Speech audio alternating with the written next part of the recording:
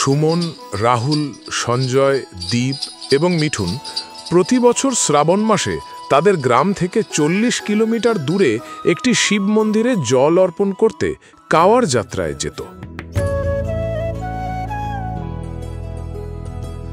২০২৪ সালেও তারা এই পবিত্র যাত্রা পূর্ণ শ্রদ্ধার সঙ্গে সম্পূর্ণ করেছিল।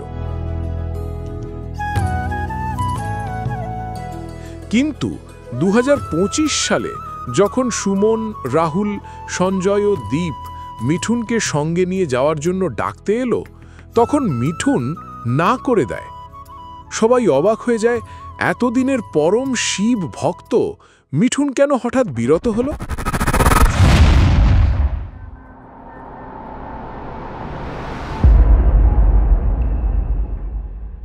সুমন বলল, চল মিঠুন, এবারও কাওয়ার যাত্রা একসাথে করব। মিঠুন বলল, আমি আর যাব না রে। রাহুল বলল, কেন রে, কি হয়েছে, যাবি না বলছিস? দীপ বলল, কি বললি? এতদিনের পর শিবভক্ত তুই হঠাৎ যাবি না? মিঠুন বলল, না রে, আমি যাব না।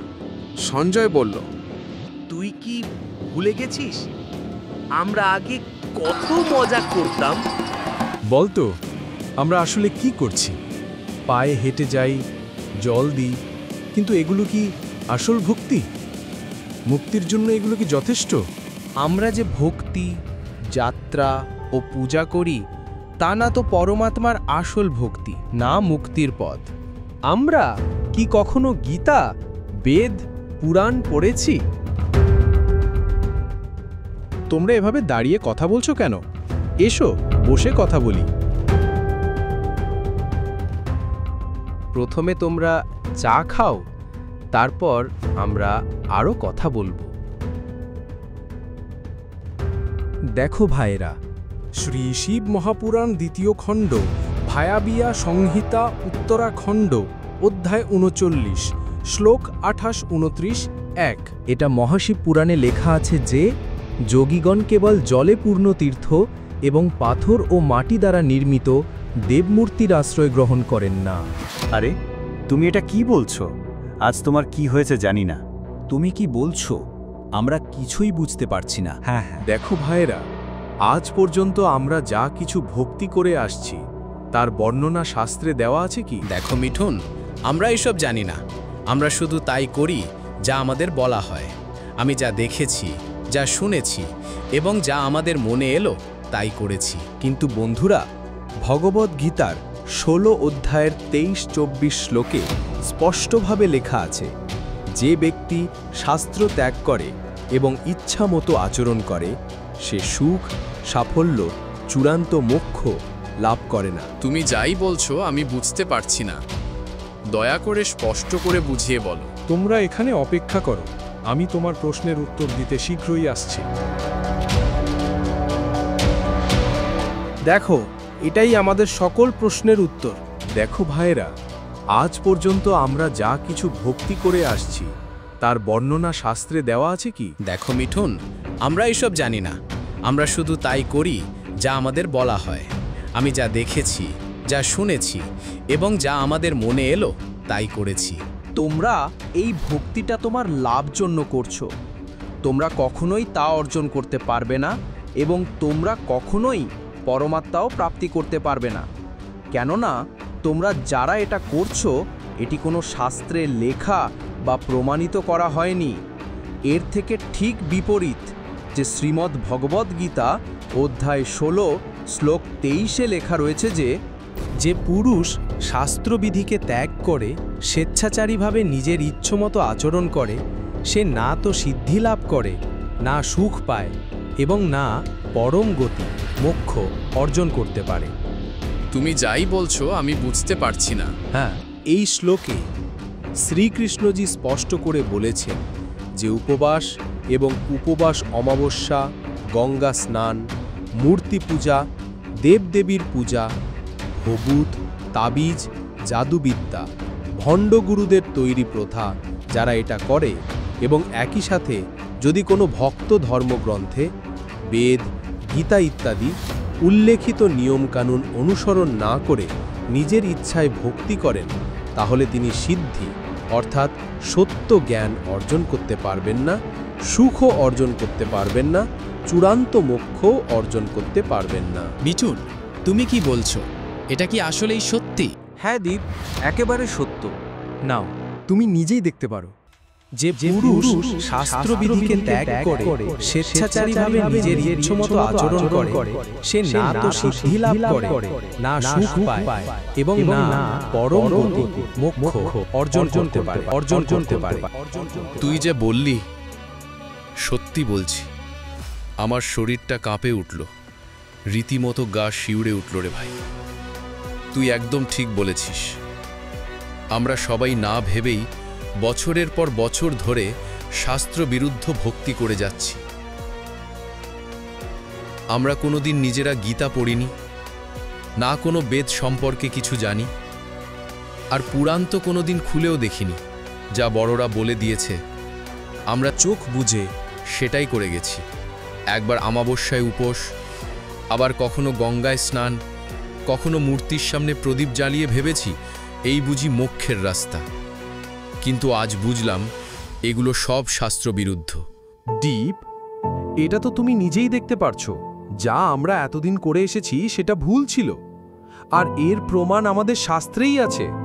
দেখো, শ্রীমদ্ভাগবত গীতা অধ্যায় 16 শ্লোক 24 পরিষ্কার লেখা আছে, তস্মাচ্চ শাস্ত্রং প্রমাণম তে কর্ম করব্যমারভে জ্ঞানত্বা শাস্ত্র বিধানোক্তং কর্ম কর্তুমিহারহসি।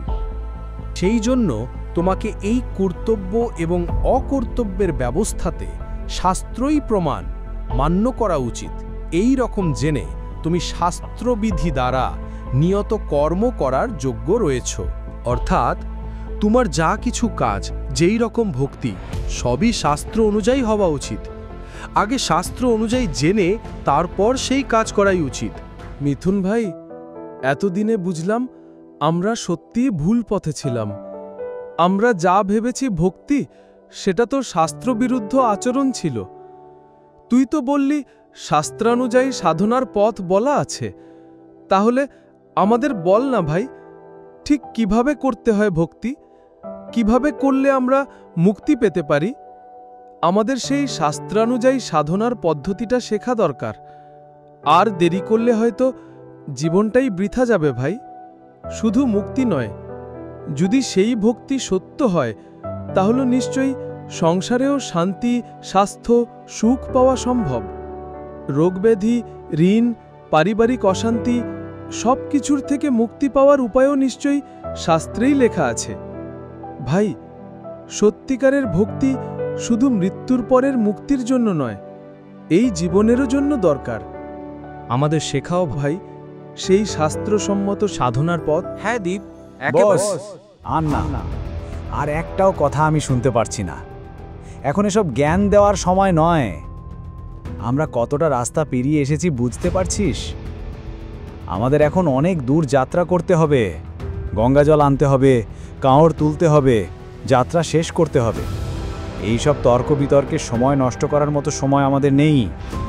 সুমান, রাহুল, চলো, আমরা এখনই বেরোচ্ছি। যতক্ষণ সময় আছে আমরা আমাদের ভক্তি শেষ করতে চাই। বাকিদের জন্য সময় নষ্ট করে লাভ নেই।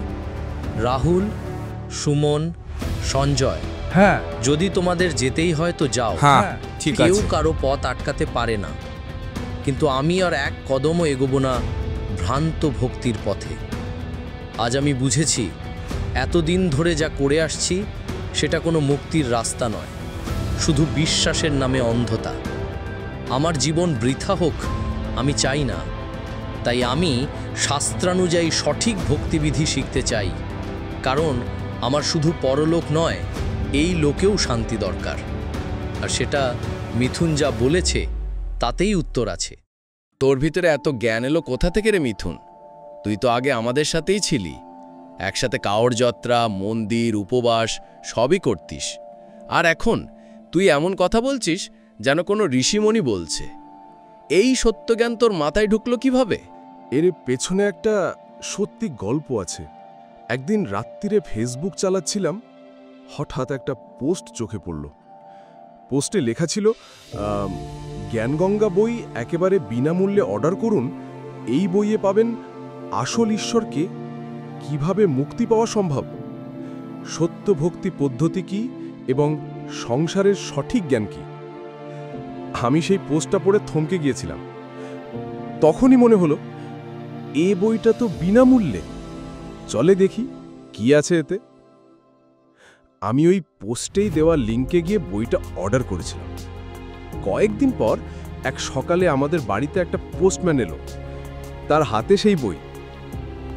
আমি বইটা হাতে নিয়ে পড়া শুরু করলাম, আর আমি হতবাক। সংসার কিভাবে সৃষ্টি হয়েছে, আসল ঈশ্বরকে, কি করলে মোক্ষ হয়, আর আমরা এখন পর্যন্ত যেভাবে ভক্তি করছিলাম সেটা ঠিক কেন নয়, সবকিছু স্পষ্টভাবে শাস্ত্র অনুযায়ী প্রমাণ সহ লেখা আছে ওই বইটায়। সেই বইটাই আমার চিন্তাভাবনাকে উল্টে দিয়েছে। ঠিক ভাই, এসব পড়ে আমার পায়ের নিচ থেকে মাটি যেন সরে গেল। মনে হচ্ছিল আমি কোথায় ছিলাম এতদিন। তারপর কিছুদিন ধরে আমি আরও গভীরভাবে পড়তে লাগলাম, আরও অনেক সত্য বেরিয়ে এলো। একদিন বইটা পড়তে পড়তে মনে হলো, এত জ্ঞান যখন বইতে আছে, তাহলে যিনি লিখেছেন তিনি নিশ্চয়ই একজন পরম জ্ঞানী সাধু হবেন। আমি তখন সামনে লেখা দেখলাম, জগৎগুরু তত্ত্বদর্শী সন্ত রামপালজি মহারাজ। একটু সন্দেহ হয়েছিল, কিন্তু নিচে যখন দেখলাম লেখা আছে কন্ট্যাক্ট ফর বেঙ্গলি ল্যাঙ্গুয়েজ আর ফোন নাম্বার দেওয়া ছিল, আমি সঙ্গে সঙ্গে কল করলাম। আর তখন জানতে পারলাম আমার বাড়ি থেকে বেশি দূরে না, একটা সতলোক আশ্রম আছে। পরের দিন সকালে আমি গেলাম, আর আমার জীবনের আসল যাত্রা শুরু হলো। তারপর কি হলো মিঠুন? তুমি সেখানে কি দেখতে পেলে? কি হচ্ছিল সেই আশ্রমে? বলো মিঠুন, কি হচ্ছিল এখানে?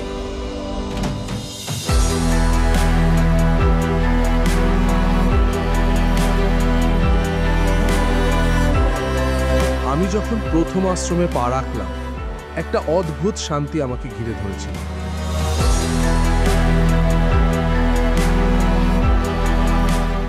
না কোনো চিৎকার, না কোনো অহংকার, সকলেই যেন এক অনন্য ভাবনাতে ডুবে আছে। মনেই হচ্ছিল আমি যেন পৃথিবীর বাইরে কোথাও এসেছি। তারপর একজন সেবাদার বলল, ভাই, আগে ভান্ডারায় প্রসাদ নিন। আমি গিয়ে বসে খেতে লাগলাম। ভাই, সেই খাবার খেতে খেতেই আমার চোখে জল চলে এসেছিল। একদম ঘরের মতো, কিন্তু এক আলাদা ভালোবাসা মেশানো ছিল সেই প্রসাদে। খাওয়ার পর সেবাদার বললেন, একবার প্রদর্শনী হলে যান, এখন জ্ঞান চর্চা চলছে। আমি প্রদর্শনী দেখতে গেলাম। একজন সেবাদার বলল, আরে ভাই, কেমন লাগলো আশ্রমে? আমি বললাম, খুব ভালো লেগেছে দাদা, এখন একটু প্রদর্শনী দেখতে এলাম। চমৎকার, চলুন আপনাকে কিছু আশ্চর্যজনক সত্য দেখাই। আমি বললাম, হ্যাঁ চলুন। উনি আমাকে বললেন, ভাই, আগে আপনাকে ব্রহ্মা বিষ্ণু মহেশের অবস্থান নিয়ে বলেছিলাম, এবার প্রমাণসহ দেখুন। সেবাদার একটি শ্রীমদ্ভাগবত গীতা খোলে। দেখুন, গীতা অধ্যায় 14 শ্লোক 3 থেকে 5 পর্যন্ত বলা হয়েছে, 3 গুণে অর্থাৎ সত্য, রজ, তম সমগ্র সৃষ্টি চলে। এই 3 গুণ দ্বারা প্রভাবিত সত্ত্বরা ব্রহ্মা, বিষ্ণু, মহেশ। তারা জড়জগতের ভেতরে সীমাবদ্ধ, মুক্তি দিতে পারেন না।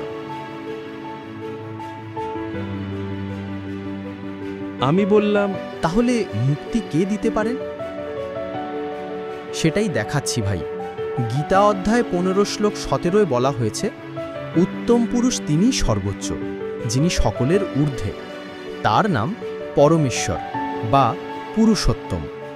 এই দেখুন, উনি আমাকে বললেন, আমি তোমাকে 4টি অমূল্য সত্য বলছি, একদম বেদ থেকে প্রমাণসহ। পরমাত্মা শিশুরূপে এই পৃথিবীতে প্রকট হন। ঋগ্বেদ মণ্ডল 9 সূক্ত 96 মন্ত্র 17। ঋষি বলছেন, সেই পরমাত্মা শিশুরূপে পৃথিবীতে প্রকট হন, অর্থাৎ পরম ঈশ্বর নিজেই তার সৃষ্ট জগতে ছোট বাচ্চার মতো রূপ ধারণ করে অবতীর্ণ হন। সেই পরমাত্মাকে একটি কুমারী গাভী দুধ পান করায়। ঋগ্বেদ মণ্ডল 9 সূক্ত 1 মন্ত্র 9। অর্থাৎ সেই কবির নামক পরমাত্মা শিশুরূপে আসেন এবং একটি কুমারী গরু তাকে দুধ পান করায়। সেই পরমাত্মা সমস্ত পাপ ধ্বংস করেন। যজুর্বেদ অধ্যায় 5 মন্ত্র 32। অর্থ, তিনি এমন পরমাত্মা যিনি জগৎ জুড়ে ছড়িয়ে থাকা গম্ভীর থেকে গম্ভীরতম পাপও ধ্বংস করে দিতে পারেন। সেই পরমাত্মার নাম কবীর। ঋগ্বেদ মণ্ডল 9 সূক্ত 1 মন্ত্র 9 এবং মণ্ডল 9 সূক্ত 82 মন্ত্র 1। অর্থাৎ সেই পরমাত্মার নাম কবীর, যার মাহিমা সীমাহীন। এই তো স্পষ্ট প্রমাণ বেদের রচয়িতারা কবীর সাহেবেরই বর্ণনা দিয়েছেন। তিনি শিশু রূপে আসেন, কুমারী গরু তাকে দুধ দেয়, তিনি সব পাপ ধ্বংস করেন এবং তার নাম কবীর। আমি বললাম, তাহলে কবির সাহেবই সেই পরমাত্মা? উনি আমাকে বললেন, হ্যাঁ ভাই, এইবার শুনুন অমর গ্রন্থ সাহেব এবং কবির সাগর কি বলছে। যেমন তুলসীদাস, যিনি ঈশ্বরীয় দৃষ্টিতে রামচরিতমানস রচনা করেন, বা বেদব্যাস, যিনি বেদ, মহাভারত ও পুরাণ লিখেছেন, তারাও ঈশ্বরীয় অনুপ্রেরণায় লিখেছেন। তেমনি অমর গ্রন্থ ও কবির সাগরও ঈশ্বর দর্শনের ফল। অমর গ্রন্থের লেখক গরিবদাসজি মহারাজ মাত্র 10 বছর বয়সে স্বয়ং পরমাত্মা কবির সাহেবের দর্শন পান। তাকে কবির সাহেব সশরীরে সত্যলোক নিয়ে গিয়ে সমস্ত সৃষ্টির গোপন রহস্য দেখান। আমি বললাম, তাহলে তাকে সত্যলোক দেখানো হয়েছিল? উনি আমাকে বললেন, হ্যাঁ। গরিবদাসজি বলেন, गरीब अनंत कोटि ब्रह्मांड में बंदी छोड़ कहाए, सो तो एक कबीर है, जननी जन्या नमाई। অর্থাৎ পরমাত্মা নিজেই বন্দী মুক্তিদাতা, তার নাম বন্দী ছোড়। আরেকজন সাক্ষ্য শ্রদ্ধেয় ধর্মদাসজি, তিনিও কবির সাহেবের দর্শন পান। কবির সাহেব তাকে সত্যলোক নিয়ে গিয়ে সমস্ত জ্ঞান দেন এবং বলেন, তুমি পৃথিবীতে ফিরে যাও, সদ্ভক্তি করো, তারপর মুক্তি পাবে।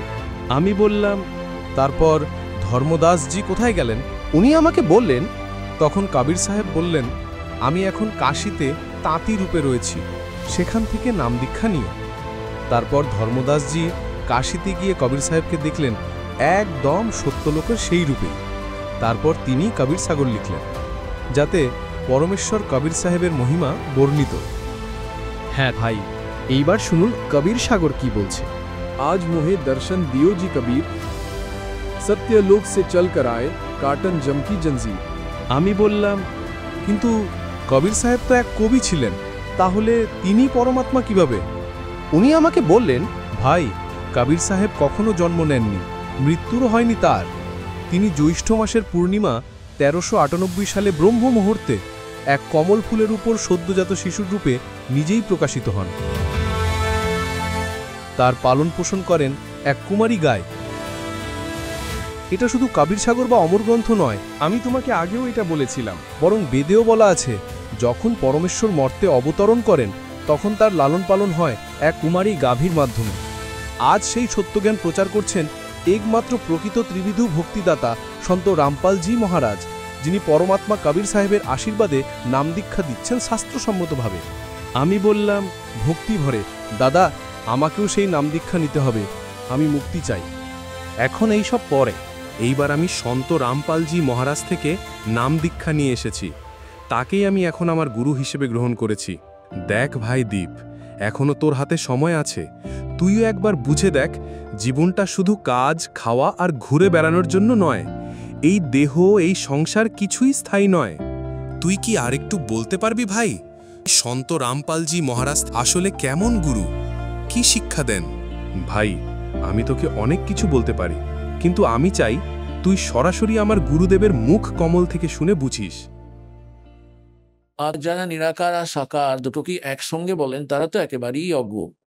ওনারা তো বলেন পরমাত্মা মূলত তো নিরাকারই, কিন্তু এখানে সাকার হয়ে আসেন, যেমন শ্রীরাম, শ্রীকৃষ্ণ ইত্যাদি রূপে। এটা কোনো কথা হলো? তাহলে নিরাকার আর সাকার শব্দ দুটো আলাদা কি করে হয়? হয় সাকার মানো, না নিরাকার মানো। ওনাকে দুটো অরিজিনাল স্থিতি হয় না কোনো বস্তুর। কেউ যদি বলে অন্ধ আছে কিন্তু দেখতে তো পায়, এই দ্বিচারিতা হতে পারে কি? অন্ধ হলে তো অন্ধই আছে, ও দেখতেও পায় না। আর যদি দেখতে পায়, অন্ধ কি করে হয়? নিরাকার হলে সাকার কি করে হয়? আর সাকার হলে তাকে নিরাকার কেন বলবে? আর যে যে মহাপুরুষদের স্বয়ং সাক্ষাৎ করেছেন ওই পরমাত্মা স্বপ্রচেষ্টার দ্বারা, পুণ্যতাগণ আজ পর্যন্ত কেউই খুঁজে পাননি ওই পরমেশ্বর ভগবানকে। তারা তো রাজ্যও ত্যাগ করেছিল আর পরিবারকেও ত্যাগ করেছিল, জঙ্গলের মধ্যে গভীর অরণ্যে গুহার মধ্যেও থেকে দেখে নিয়েছিল, ধুনি জ্বালিয়ে অভ্যাস প্রয়াস করত, চতুর্দিকে অগ্নি প্রজ্বলিত করত,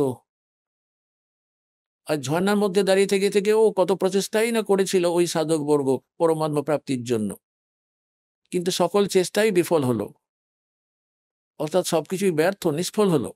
কেননা তাদের ওই ধরনের সাধনা শাস্ত্র অনুসারে নির্ধারিত ছিল না, তাদের সাধনাগুলি শাস্ত্র অনুযায়ী ছিল না, মনমর্জি আচরণ ছিল। আর এখনো পর্যন্ত যারা স্বেচ্ছাচারী আচরণগুলো করে যাচ্ছে জীবন নষ্ট করছে। যেমন শ্রীমৎ ভগবদ গীতা অধ্যায় নম্বর 16 শ্লোক নম্বর 23 আর 24 এটা স্পষ্টরূপে বলা হয়েছে, যারা শাস্ত্র বিধি উল্লঙ্ঘন করে স্বেচ্ছাচারী আচরণ করে ওদের না তো কোনো ইহলোকে সুখ হয়, না তো পরলোকে গতি বা পরম গতি প্রাপ্ত হতে পারে, আর না তো ওদের কোনো কার্য সফল হতে পারে, আর না তো কোনো সিদ্ধি লাভ করতে পারে, অর্থাৎ ইউজলেস, ব্যর্থ। সেজন্য গীতার অধ্যায় নম্বর 16 শ্লোক নম্বর 24 এটাও স্পষ্ট করে বলেছে, সেজন্য তোর জন্য অর্জুন কর্তব্য নির্ধারণ করার জন্য শাস্ত্র সমূহই প্রমাণ। শাস্ত্র গ্রন্থগুলির আধারেই তোমার কোন সাধনা করা উচিত আর কোন সাধনা করা উচিত নয় এটা নির্ধারণ করো। কারো কথা যেটা জনশ্রুতি বা লোকবেদের উপর বিশ্বাস করো না।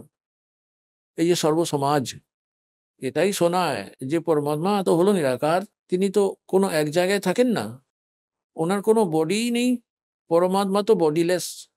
সুতরাং এরা সবাই বিভ্রান্ত, এনাদের তো কিঞ্চিত জ্ঞানও নেই আধ্যাত্মিক পথের। আর যে মহাপুরুষদের পরমাত্মা স্বয়ং এসে সাক্ষাৎ প্রাপ্তি করিয়েছিলেন, উনি স্বয়ং চলে এসে সাক্ষাৎ করেন, এটাই হচ্ছে বিধান। উনি এই রকম লীলা করেনই করেন, যেমন আমাদের বেদগুলো প্রমাণ দিচ্ছে। ঋগ্বেদ মন্ডল নম্বর 9 সূক্ত 86 মন্ত্র 26 আর 27, ঋগ্বেদ মন্ডল নম্বর 9 সূক্ত 82 মন্ত্র নম্বর 1, 2, 3, ঋগ্বেদ মন্ডল নম্বর 9 সূক্ত 54 মন্ত্র নম্বর 3, ঋগ্বেদ মন্ডল নম্বর 9 আর সূক্ত 94 এর মন্ত্র নম্বর 1, ঋগ্বেদ মন্ডল নম্বর 9 সূক্ত 95 এর মন্ত্র নম্বর 2, ঋগ্বেদ মন্ডল নম্বর 9 এর সূক্ত 96 96 এর 16 থেকে মন্ত্র 16 থেকে 20 পর্যন্ত, ঋগ্বেদ মন্ডল নম্বর 9 সূক্ত 20 মন্ত্র 1 এর মধ্যে, ঋগ্বেদ মন্ডল নম্বর 9 এর সূক্ত 1 এর মন্ত্র নম্বর 8 আর 9, আর অনেক জায়গায় প্রত্যক্ষ প্রমাণ আছে যে ওই পরমাত্মা উপরে থাকেন সাতলোকে, তেজময় লোকের মধ্যে, ধামের মধ্যে। ওটা একটা পৃথিবীর মতোই জায়গা, কিন্তু স্ব আলোকে উদ্ভাসিত। আর ওখান থেকে পরমাত্মা, ওখানে তো পরমাত্মা এক রাজার সমান উপবিষ্ট আছেন সিংহাসনের উপর বা তখতের উপর। সিংহাসনপরি বলো, তখত বলো, যেমন কথায় বলে না দিল্লির তখতে, দিল্লির মসনদে বাবরের রাজত্ব এত বছর ধরে ছিল। তখত মানে সিংহাসন বা গদিও বলা হয়। অনন্ত কোটি ব্রহ্মাণ্ডের নিয়ন্ত্রকের সিংহাসনের উপর অর্থাৎ তখতের উপর ওই পরমাত্মা রাজার সাদৃশ্য বিরাজমান রয়েছেন, আর সেখান থেকে চলা শুরু করে এখানে আসেন আর ভালো আত্মাদের সঙ্গে সাক্ষাৎ করেন আর ওনাদের যথাযথ জ্ঞান অর্জন করান, নিজের আপন পরিচয় করিয়ে দেন। সেই লীলা কবির পরমাত্মা নিজে, আল্লাহ আকবর, সচ্চিদানন্দ ঘন ব্রহ্ম, তিনিই করেছিলেন, যিনি কাশীতে 120 বছর ধরে উনি আর জোলা হয়ে লীলা করে সশরীর এসেছিলেন, সশরীর চলেও গেছিলেন। আপন গুণানুসারে ওই পরমাত্মা কোন কোন মহাপুরুষদের সঙ্গে এই কলিযুগে সাক্ষাৎ করেছিলেন, যেটা এই দাসের নজরে পড়েছে, নলেজে রয়েছে। শ্রদ্ধেয় ধর্মদাস সাহেবজি, শ্রদ্ধেয় মুলুকদাস সাহেবজি, শ্রদ্ধেয় দাদু সাহেবজি, শ্রদ্ধেয় নানক সাহেবজি শিখ ধর্মের প্রবর্তক, শ্রদ্ধেয় গরিবদাস সাহেবজি গ্রাম চুরানি জেলা ঝজ্জার হরিয়ানা থেকে, শ্রদ্ধেয় ঘিসা দাস সাহেবজি গ্রাম খেকরা জেলা মিরাট উত্তর প্রদেশ থেকে, শ্রদ্ধেয় শ্রী রামানন্দজি বানারস থেকে, কাশী থেকে। এই মহাপুরুষদের ওই পরমাত্মা আপন লীলা অনুযায়ী নিজ গুণানুসারে সাক্ষাৎ করেন আর এনাদের সেই শতলোক সাজখণ্ডে নিয়ে গিয়েছিলেন। हम सुल्तानी नानक तारे दादू को उपदेश दिया, जात जुलाहा भेद न पाया यो काशी माहे कबीर हुआ। গরিবদাস সাহেবজি বলছেন যে আমরা, ইনক্লুডিং মি, আমাকে সহ, গরিবদাসজি সহিত, নানকজিকে, আব্রাহাম সুলতান আধমজিকেও, আর দাদুজিকে, কথাটাই গরিবদাসজির কথাটা হলো আমাদের সবাইকে পার করেছেন। কে তিনি? ওই সেই পরমাত্মা কবির সাহেব। আর কোন সেই কবির? সেই কবির যিনি এক ধানক রূপে, জোলা রূপে কাশীর মধ্যে 120 বছর বসবাস করেছিলেন। উনি পরম অক্ষর ব্রহ্ম, উনি সত্য পুরুষ, উনি অকাল মূর্তি, উনি শব্দ স্বরূপী রাম। ধর্মদাস সাহেবজি বলেছেন, আজ মোহে দর্শন দিও জি কবীর, আজ মোহে দর্শন দিও জি কবীর, सत्यलोक से चल कर आए, सत्यलोक से चल कर आए, काटन काल की जंजीर, आज मोहे दर्शन दियो जी कबीर, आज मोहे दियो जी कबीर। তাহলে এরকম করে মহাপুরুষগণ পরমাত্মার মহিমা গান করেছেন। আর গরিবদাস সাহেবজি বলেন, अनंत कोट ब्रह्मांड का एक रति नहीं भार, और सतगुरु पुरुष कबीर हैं ये कुल के सृजनहार। গরিবদাস সাহেবজি নিজের অমৃত বাণীতে পরমাত্মার মহিমা গান এবং আমাদের ভগবান যে ক্রিয়াকর্মগুলি এখানে করার জন্য সংকেত দিয়েছেন, আদেশ দিয়েছেন, সেগুলির বর্ণনা করেছেন। শোনাচ্ছি এখন কি বলছেন তিনি। कस्तूरी नाम कबीर है ये बिन छेड़े मकंत, आद अंत की कहते हूँ पटतर कोई न संत। गरीबदास जी महाराज बोलছেন कि कस्तूरी नाम कबीर है बिन छेड़े महकंत, और आद अंत की कहते हूँ पटतर कोई न संत। যেমন ধরুন একটা কস্তুরী, তাতে সেটাকে কেউ স্পর্শ করুক বা না করুক, সেটার মধ্যে থেকে একটা প্রপার মিষ্টি সুগন্ধ আসতেই থাকবে স্বয়ংক্রিয়ভাবে। অর্থাৎ পরমাত্মা কবির দেবের শক্তি প্রতি মুহূর্তে ঝলকিত হতে থাকে। যে সন্ত জুড়ে যায়, যে ভক্ত জুড়ে যায় ওই পরমাত্মার সঙ্গে, তাহলে প্রতি মুহূর্ত তাদের সঙ্গ দেন, আর এটাও উপলব্ধি করিয়ে দেন ওই পরমাত্মা যে আমি তোর সঙ্গে আছি বাবা পুত্র। আর ওই ভক্ত তখন প্রতি মুহূর্তে পাওয়া পরমাত্মার কাছ থেকে লাভগুলিকে অনুভব করতে পারে। তাই এখানে বলেছেন কস্তুরী নাম কবীর হ্যাঁ, পরমাত্মার কাছ থেকে পাওয়া যেসব মন্ত্রগুলি, এই মন্ত্রগুলির জপকারীদের মধ্যে পরমাত্মার শক্তি স্বয়ংক্রিয়ভাবে ক্রিয়াশীল থাকে।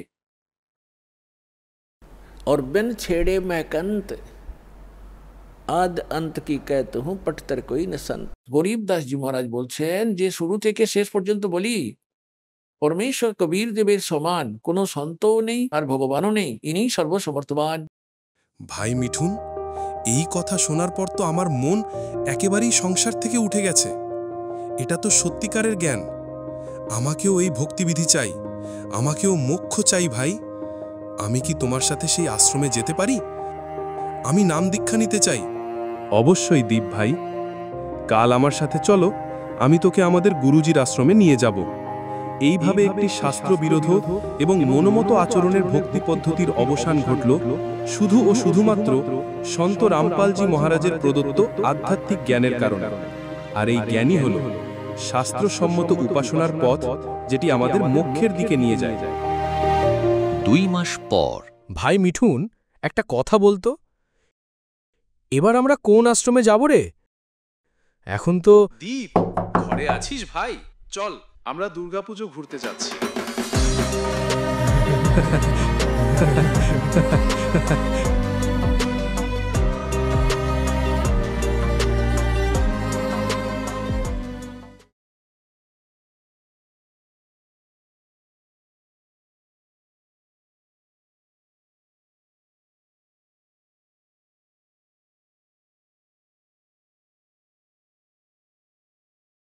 আমরা যাচ্ছি সন্ত রামপালজি মহারাজের, আমরা এসেছি আশ্রম, দরজা খোল। তোর সাথে